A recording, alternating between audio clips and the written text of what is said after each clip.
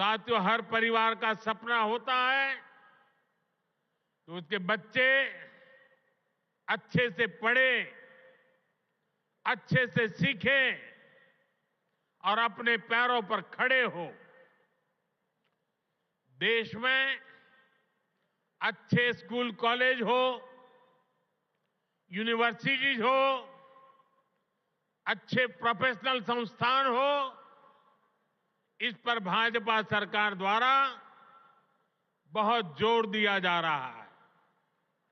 हमें सिर्फ बच्चों को पढ़ाना ही नहीं है, बल्कि वर्तमान और भविष्य की जरूरतों के लिए नई पीढ़ी को तैयार भी करना है।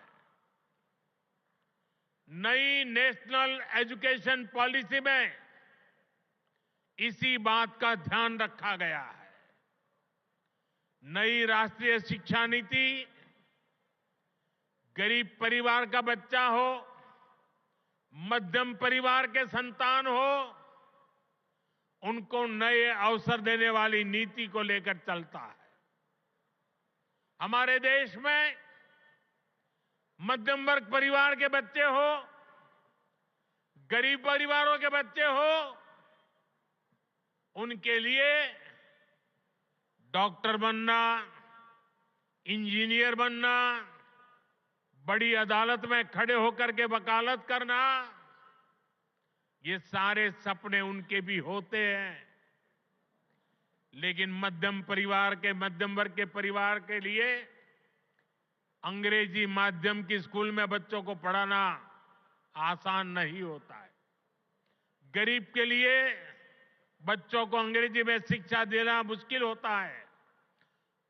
अगर मेरे मध्यम वर्ग के बच्चे, मेरे गरीब परिवार के बच्चे क्या अंग्रेजी के अभाव में डॉक्टर इंजीनियर नहीं बन सकते हैं क्या उनका डॉक्टर इंजीनियर बनने का सपना पूरा होना चाहिए कि नहीं होना चाहिए? और इसलिए आजादी के इतने सालों तक काम नहीं हुआ, वो आपके इस सेवक ने कर दिया है।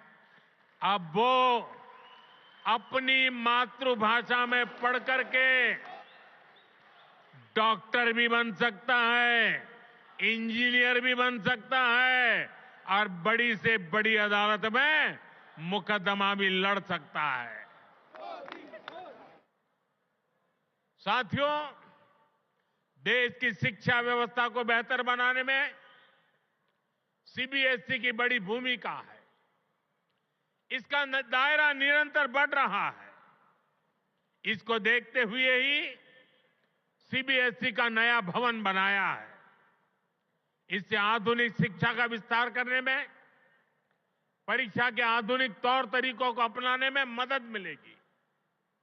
साथियों, उच्च शिक्षा के मामले में दिल्ली यूनिवर्सिटी की प्रतिष्ठा भी लगातार मजबूत हो रही है और ये मेरा सौभाग्य है, मुझे भी दिल्ली यूनिवर्सिटी का विद्यार्थी रहने का सौभाग्य मिला।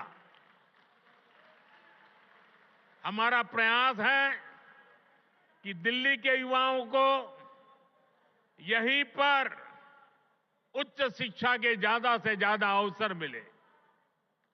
आज जिन नए परिसरों का शिलान्यास किया गया है, इससे हर वर्ष सैकड़ों नए साथियों को डीयू में पढ़ाई का अवसर मिलेगा।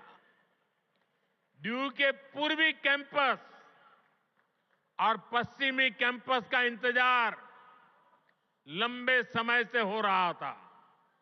अब ये इंतजार खत्म होने जा रहा है। सूरजमल विहार में पूर्वी कैंपस और द्वारका में पश्चिमी कैंपस पर अब तेजी से काम होगा।